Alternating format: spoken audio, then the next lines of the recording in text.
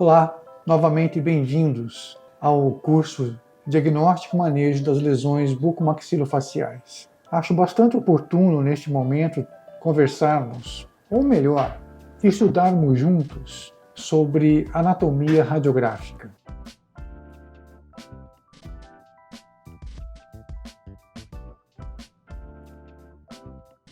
É importante nós lembrarmos de certos detalhes anatômicos, porque vamos analisar juntos. Olha só, todos os exames de imagens são meios complementares de diagnóstico. Lembrando que quando nós recebemos o paciente nos traz uma queixa, ele nos traz um problema, ele nos relata um problema. Esse relato do paciente nós consideramos ou classificamos como um sintoma. Após analisar os sintomas do paciente, nós vamos por busca de sinais clínicos. Então, analisamos através dos nossos sentidos naturais os possíveis sinais encontrados. Em algumas oportunidades, nós conseguimos estabelecer diagnóstico mediante análise de sintomas e sinais. Outras vezes, não. Nessas circunstâncias em que estabelecemos a hipótese diagnóstica, nós precisamos de meios complementares diagnósticos. E dentre os meios complementares, os meios por imagem fazem parte e de forma bastante importante no fornecimento de informações, para que, aliados aos dados já obtidos, nós consigamos fechar esse diagnóstico. Existem certas circunstâncias em que, mesmo aliado aos exames por imagens, o diagnóstico não é concluído. Mas, enfim, o que, de fato, os exames por imagem conseguem nos mostrar? A localização da lesão, a localização de possíveis alterações. Por isso que é importante nós prestarmos atenção nas características anatômicas presentes no complexo maxilofacial, especialmente. Nós temos com facilidade a mandíbula. A mandíbula tem algumas particularidades anatômicas, mas é relativamente simples em relação à maxila e demais ossos que compõem face. Vamos pegar, por exemplo, esta situação que eu mostro aqui. Acompanhem pela seta. Tem uma área em que a densidade óssea é menor que o lado oposto. Lembrando que, se nós prestarmos atenção, nós temos 3 molares superiores de ambos os lados, 2 molares inferiores de ambos os lados. Isso significa que os molares inferiores foram removidos ou do lado esquerdo não aconteceu o desenvolvimento desse dente. Mas é claro que aqui existe um sinal de que alguma coisa aconteceu, né? Na verdade, nós temos um padrão de reparo ósseo alveolar, uma cicatriz óssea decorrente de uma extração de terceiros molar, dentro do padrão de normalidade. Então, o que nós entendemos? Que na região retromolar existe uma cicatriz óssea. Curiosamente, nesta área aqui, existem 2 pontos radiopacos. Dentro da normalidade ou não? O que é que vocês acham? Será que isso é material, é resíduo de alguma coisa? É resíduo de fragmento ósseo? Resíduo de fragmento de dente?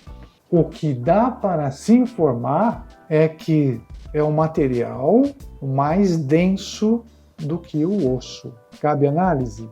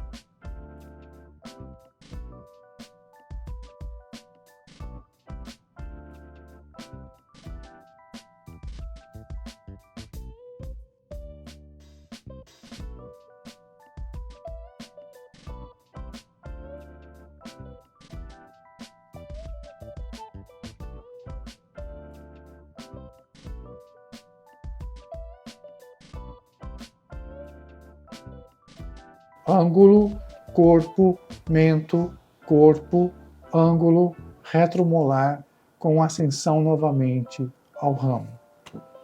Então, uma perda de densidade óssea significativa, blocos, né, como se fossem bolhas que está acontecendo dentro deste osso. Observem nessa região uma expansão, inclusive óssea, o que não está sendo mostrado nessa região. Observem a posição desses dentes. Tem algum motivo para que esse dente esteja nesta posição oblíqua?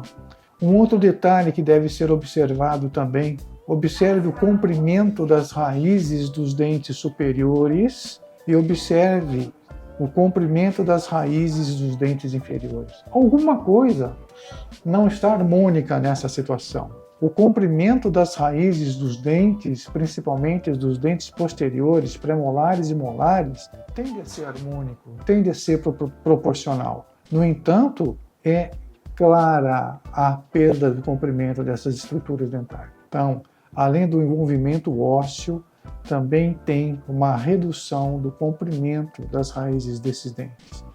O que nós podemos concluir aqui é que existe uma lesão que está promovendo a destruição óssea significativa, extensa, produzindo deslocamento dentário e reabsorção radicular. Dá para fechar diagnóstico diante dessa circunstância? Não, não é possível estabelecer o diagnóstico conclusivo. O que nós podemos estabelecer são hipóteses diagnósticas e certamente, pelos dados, pelas informações aqui obtidas, o ameloblastoma tipo sólido, certamente o tipo sólido é o que está predominando.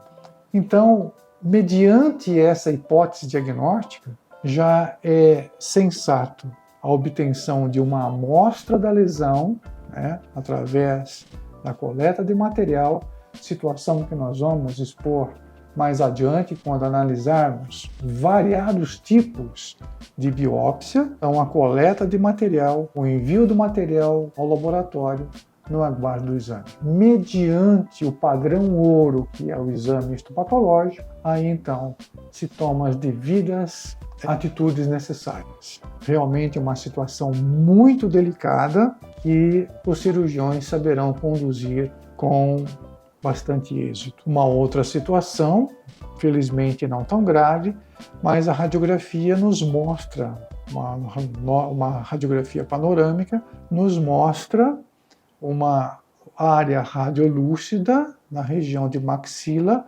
entre canino e premolar, com uma clara pressão entre esses dentes, produzindo divergência radicular. Nós temos como características o seguinte: a perda da densidade normal do osso, o desenvolvimento de uma área osteoesclerótica difusa na sua porção mais posterior e limites relativamente indefinidos na região anterior. Mais uma vez, diagnóstico inconclusivo. Mais uma vez, estabelecimento de hipóteses diagnósticas. Pode ser um tumor odontogênico adenomatoide? Pode. Pode ser um mixoma? Também pode. Então, diante de uma circunstância como essa, primeiro, eu preciso saber a real posição dessa lesão. Por isso, somente a radiografia panorâmica não me satisfaz, não cumpre, não fornece todas as informações que eu necessito. Cabe aqui, se possível, uma tomada, a indicação de uma tomografia computadorizada, para eu saber quais atitudes a serem tomadas, tanto no primeiro momento, na eleição de um material para exame, seguido, dependendo do resultado do exame histopatológico, da conduta cirúrgica necessária. Se terá que ter uma margem de segurança maior ou se um tratamento conservador será indicado para essa situação. Um outro padrão radiográfico que é usado com bastante frequência, a radiografia oclusal. Observem que ambas consistem em uma radiografia oclusal de mandíbula, só que nesta radiografia à direita eu tenho a silhueta da língua e aqui praticamente essa silhueta não aparece. Por que essa diferença? Certamente os radiologistas sabem o que acontece aqui. São diferentes níveis de exposição à radiação. Uma exposição com uma potência menor e uma exposição com potência maior. Mas o motivo pelo qual esse padrão radiográfico foi solicitado é com relação à investigação de possível cialolito, que dependendo da sua intensidade, ele se deixa mostrar, ele pode ser observado com uma massa radiopaca, muitas das vezes de forma característica, de forma cônica, por exemplo, presente no assoalho da boca. Mas aí vem uma dúvida. Ok, o paciente está portador de um cialolito. Ele pode estar desenvolvendo um quadro de cialolitíase. Mas esse cialolito está presente no ducto ou na glândula, no parênquima glandular? Essa situação não é observada nesse padrão de imagem. Então eu vou precisar de uma outra complementação, porque as atitudes terapêuticas são diferentes. Uma atitude de tratamento quando o cialolito estiver dentro do ducto. Uma atitude diferente quando ele estiver no parênquima glandular. Venha acompanhar o nosso curso integral Diagnóstico e Manejo das Lesões do Complexo Bucomaxilofacial, que nós vamos abordar os meios diagnósticos para que nós possamos localizar com uma certa segurança, com uma excelente segurança, se tal situação está no ducto ou se está no parênquima glandular. Radiografia periapical, a nossa tão conhecida e tão utilizada radiografia periapical. Óbvio que ela serve para o diagnóstico de lesões de cárie, diagnóstico de doença periodontal, diagnóstico de lesões que simulam lesões periapical. É periapical? É, porque está localizada na região periapical, mas não é periapical inflamatória, como o antigo granuloma periapical, hoje classificado como periodontite apical crônica. O que nós observamos aqui é uma displasia. Como é que nós chegamos, como é que nós concluímos o diagnóstico da displasia? Qual o manejo dessa situação? É comum para todos? Em que estágio essa displasia está? Nós temos situações diferentes, olha só. Uma área radiolúcida envolvendo a região periapical de ambos os dentes. Mas nesse outro incisivo, além de uma área radiolúcida maior, acontece também a formação, a presença de um material mineralizado nesta área radiolúcida. Então, o perfil de imagem está modificando à medida que o processo evolui. Qual atitude tomar diante de uma situação como essa? Será que um tratamento endodôntico aqui resolveria? Já adianto a você, não resolve, porque a polpa desses dentes está íntegra. Se você proceder ao teste de sensibilidade pulpar, pode ter certeza que a resposta será positiva. Positiva ao frio, principalmente, positiva ao teste elétrico e positiva também ao teste do calor.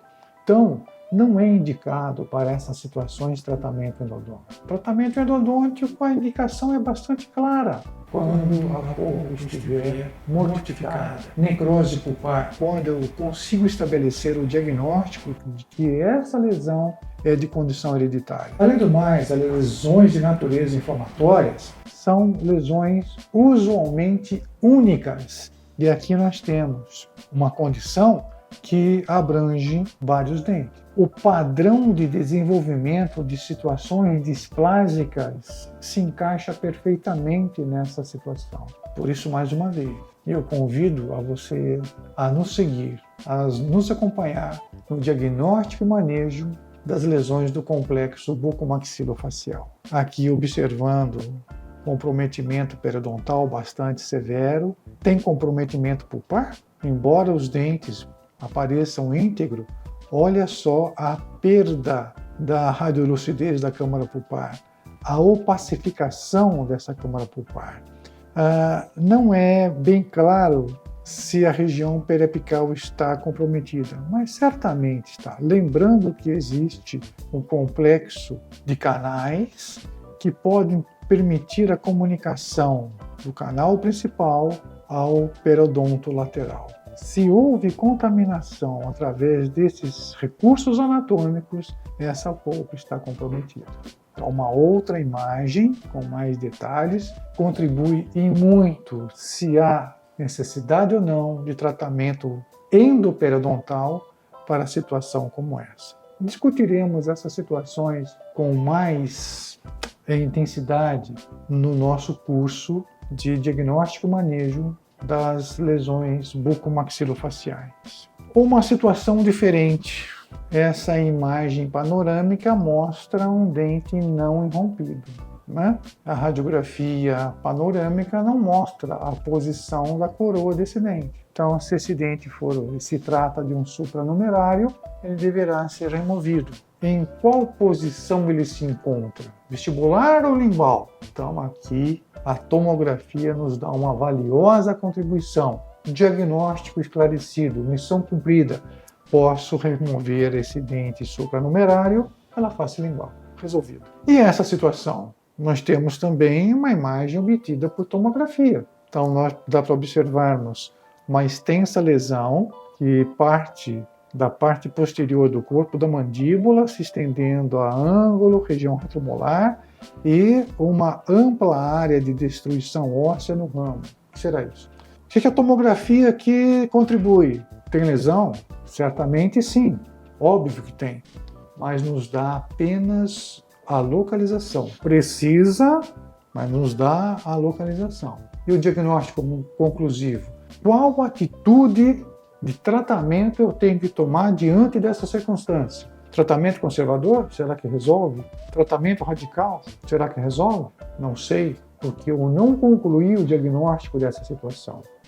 Então, numa primeira abordagem, obtenção de uma amostra, o esclarecimento do diagnóstico, seguido do planejamento cirúrgico. É assim que as coisas funcionam. Uma outra situação também, praticamente equivalente, onde se tem uma lesão extensa no palato, praticamente todo o palato duro, com extensão ao palato mole.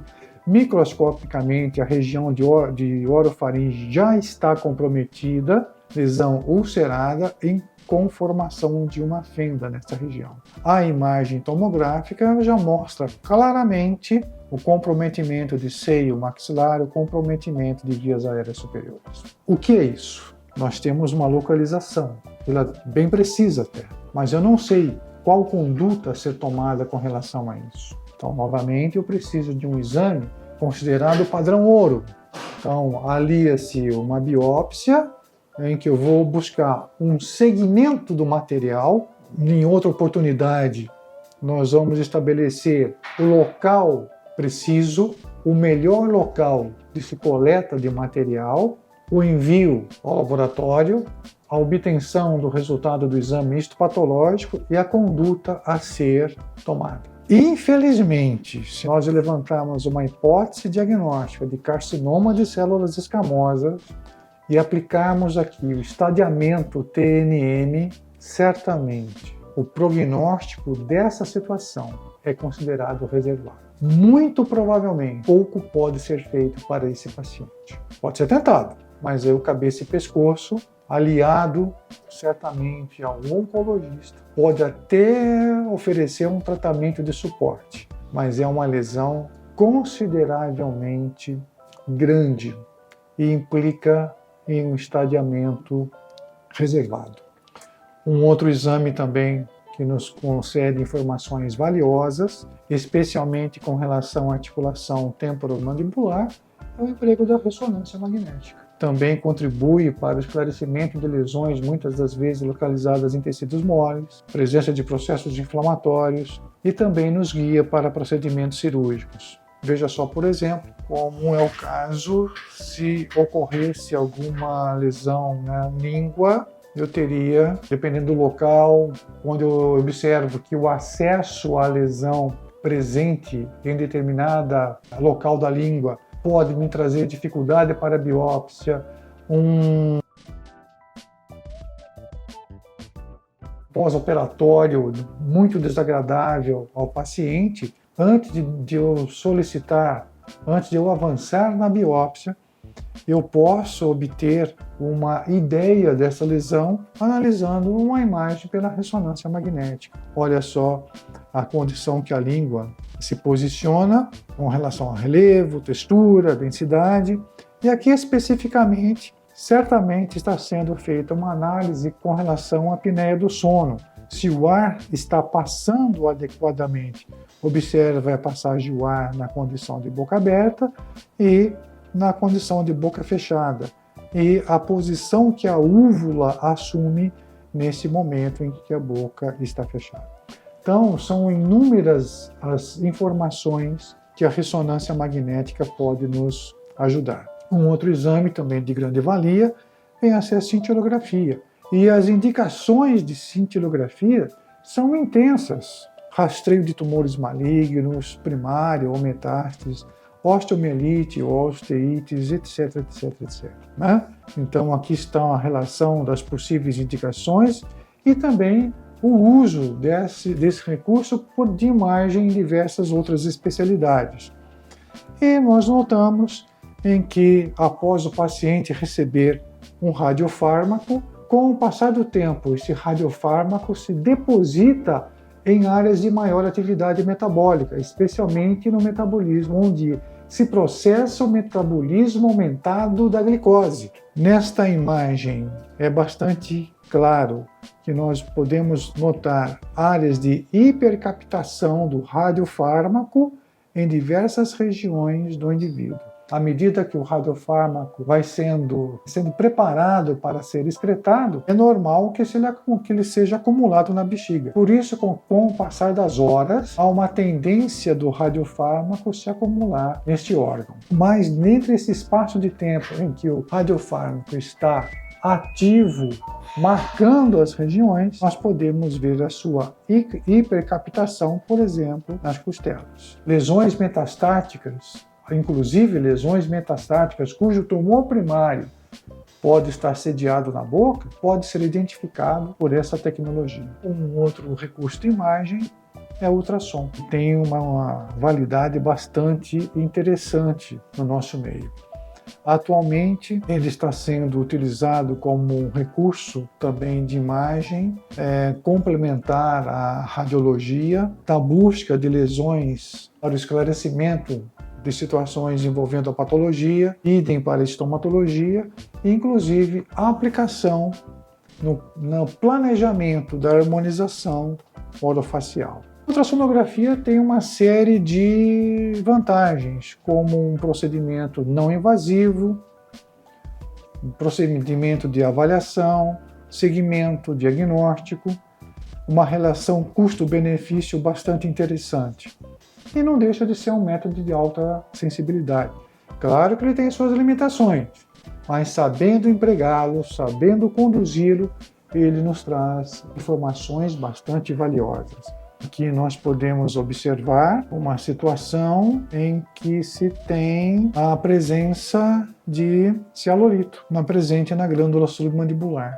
Aqui uma questão que pode ser esclarecida, intraductal ou parenquimatoso.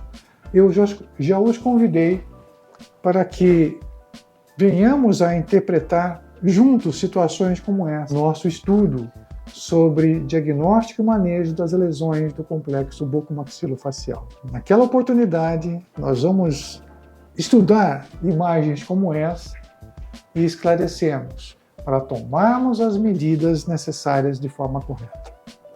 Outras situações em que a ultrassonografia nos auxilia de maneira bastante interessante, como, por exemplo, no pseudotumor de Kuttner ou na celodenite crônica esclerosante da glândula submandibular, onde se tem uma modificação considerável da ecogenidade dessa glândula. A síndrome de Sjögren contribui de forma valiosa também em diferentes estágios do comprometimento da glândula parótida.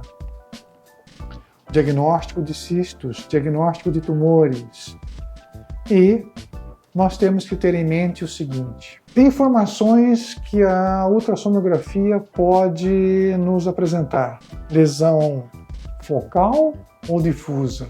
Qual a importância disso? A lesão tem limites definidos ou não? Para situações diferentes, para a situação focal, uma conduta. Para a situação difusa, outra conduta. A lesão é única ou múltipla? Condutas diferentes para situações diferentes. Então, todas estas observações, todas essas indagações, eu convido para que vocês venham partilhar conosco, complementar conosco. Nos sigam nas redes sociais, nos sigam nos canais do YouTube, venham estudar conosco. Será um prazer recebê-lo. Até uma próxima oportunidade. Até logo.